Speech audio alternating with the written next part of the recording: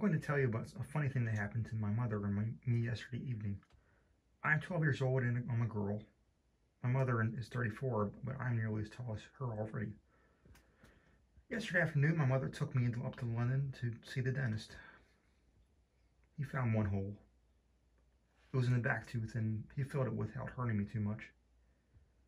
After that, we went to a cafe. I had a banana split, and my mother had a cup of coffee.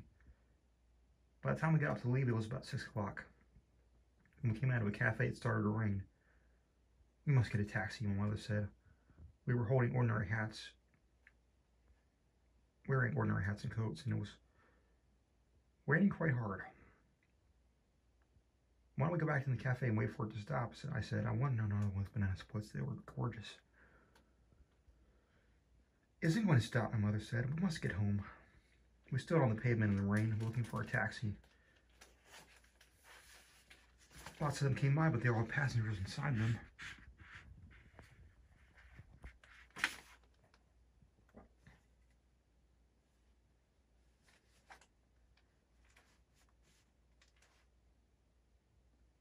I wish we had a car with a chauffeur, my mother said. Just then,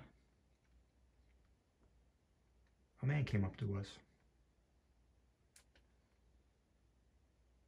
He was a small man, and he was pretty old, about probably 70 or more.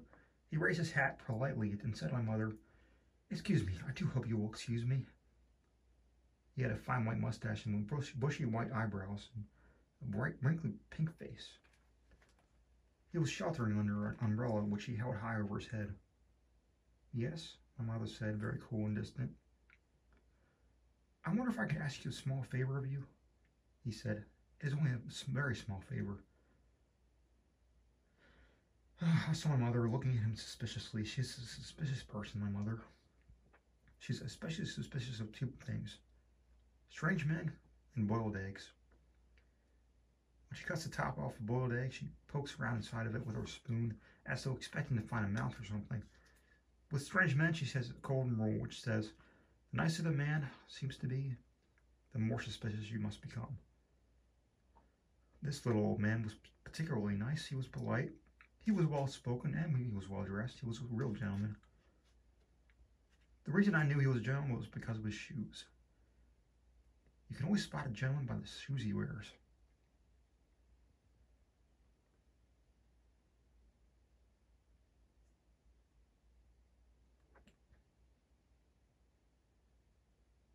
Was another one of my mother's favorite sayings. This man had beautiful brown shoes.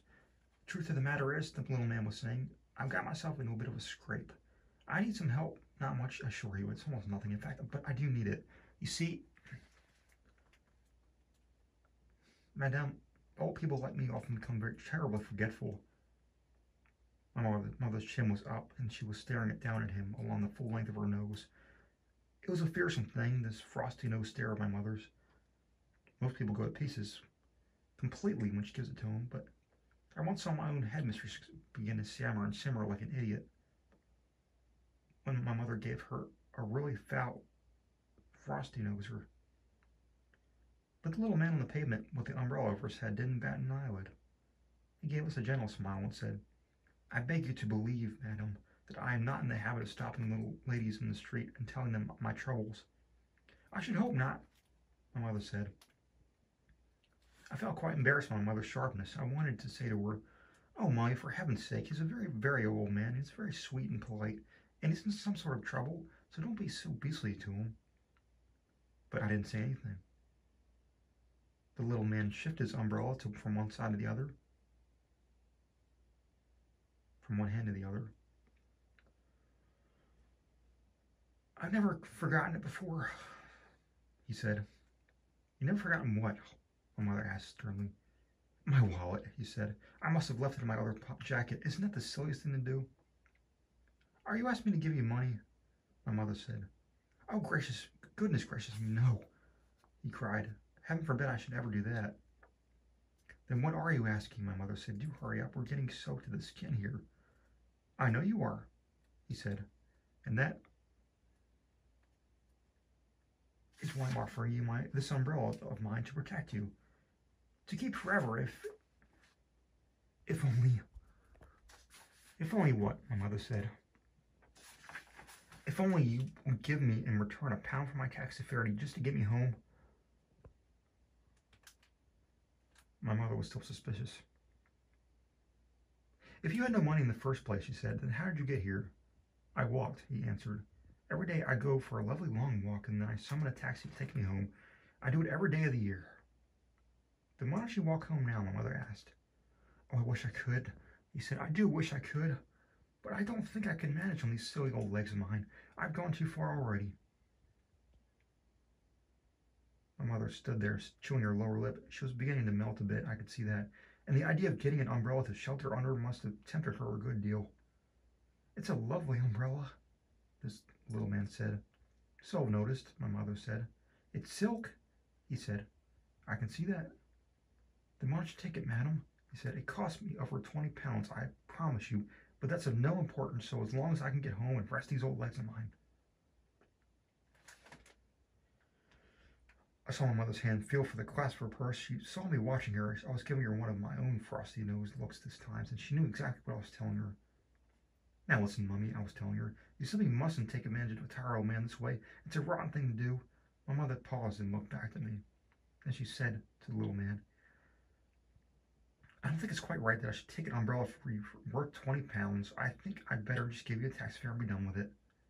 No, no, no, he cried. It's out of the question. I wouldn't dream of it, not in a million years. I would never accept money from you like that. Take the umbrella, dear lady, and keep the rain off your shoulders. My mother gave me a triumphant sideways look. There you are, she was telling me. You're wrong. He wants me to have it. She fished into her purse and took out a £1 note. She held it out to the little man. He took it and handed her the umbrella. He pocketed the £1, raised his hat, and gave a quick bow from the waist and said, Thank you, madam, thank you. Then he was gone. Come under here and keep dry, darling, my mother said. Aren't we lucky? I've never had a silk umbrella before. I couldn't afford it. Why were you so hard to him in the beginning? I asked. I wanted to satisfy myself he wasn't a trickster, she said, and I did. He was a gentleman. I'm very pleased I was able to help him. Mummy? Yes, Mummy, I said. A real gentleman, she went on. Wealthy, too, otherwise he wouldn't have had a silk umbrella. I shouldn't be surprised if he isn't a titled person. Sir Harry Goldsworthy or something like that. Yes, Mummy. This will be a good lesson to you, she went on. Never rush things. Always take your time when you're summoning someone up. Then you'll never make mistakes.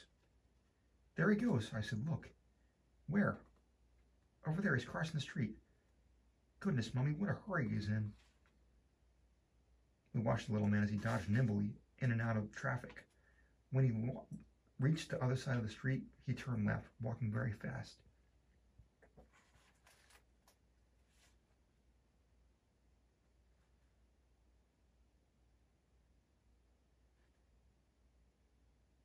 He doesn't look very tired to me, does he? To you, Mummy? My mother didn't answer. He doesn't look as though he's trying to get a taxi either, I said. My mother was standing very stiff and still,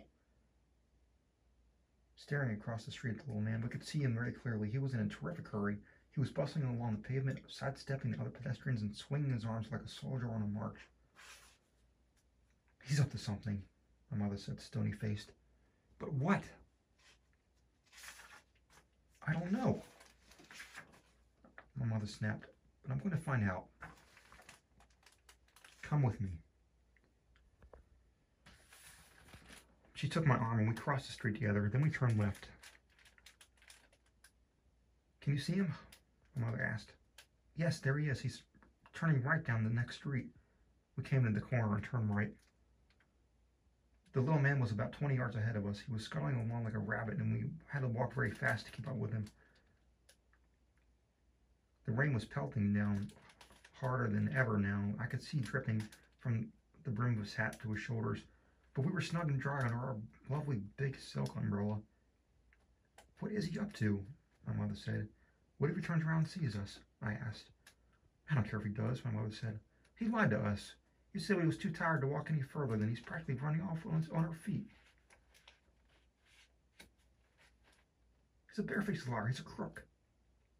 You mean he's not an Italian gentleman? I asked. Be quiet, she said. At the next crossing, the little man turned right again. Then he turned left, then right. I'm not giving up now, my mother said. He disappeared. I cried. Where's he gone? He went in that door, my mother said. I saw him in the house. Great heavens, it's a pub. It was a pub. In big letters right across the front it said, The Red Lion. You're not going in now, are you, Mom? No, she said. Watch from the outside. There was a big plate glass window along the side of the front of the pub. It was a bit steamy inside. We could see through it very well if we went close. We stood huddled together outside the pub window. I was clutching my mother's arm. The big raindrops were making a loud noise on our umbrella. There he is, I said, over there. The room we were looking into was full of people and cigarette smoke, and our little man was in the middle of it all. He was now without his hat and coat, and he was edging his way through the crowd toward the bar. When he reached it, he placed both hands on the bar itself and spoke to the barman. I saw his lips move as he gave his order. The barman turned away from him for a few seconds and came back with a small-ish tumbler filled to the brim with light brown liquid. The little man placed a pound note on the counter. That's my pound, the mother hits. By golly, he's got a nerve. What's in the glass? I asked. Whiskey, my mother said. Neat whiskey. The barman didn't give him any change for the pound. That must be a trouble whiskey, Mommy said. What's a trouble? I asked. 3 times the normal measure, she answered. The little man picked up his glass and put it to his lips. He tilted it gently, then he tilted it higher and higher and higher, and very soon all the whiskey had disappeared down his throat in one long pour. That's a jolly expensive drink, I said.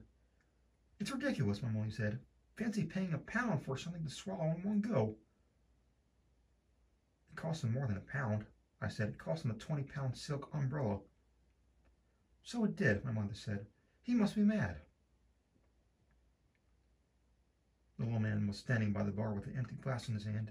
He was smiling now in a sort of golden glow, and pleasure was spreading around his round pink face. I saw his tongue come out to lick the white mustache, as though searching for the one last drop of that precious whiskey. Slowly he turned away from the bar and edged his way back through the crowd to where his hat and coat were hanging. He put on his hat, he put on his coat, and then in a manner so superbly cool and casual that you hardly noticed anything at all, he lifted from the coat rack one of the many wet umbrellas hanging there, and off he went. Did you see that? My mother shrieked. Did you see what he did? Shh, I said. He's coming out. We lowered our umbrellas, hid our faces, and peered out from under it. Out he came, but he never looked in our direction. He opened his new umbrella over his head and scurried off down the road the way he had come. So that's his little game, my mother said. Neat, I said. Super. We followed him to the main street where we first met him, and we watched him as he proceeded, with no trouble at all, to exchange his new umbrella for another £1 note.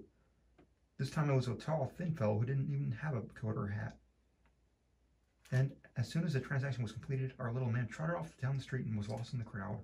But this time he went in the opposite direction. You see how clever he is, my mother said. He never goes to the same pub twice. He can go on doing this all night, I said. Yes, my mother said. Of course. But I'll bet he prays like mad for rainy days.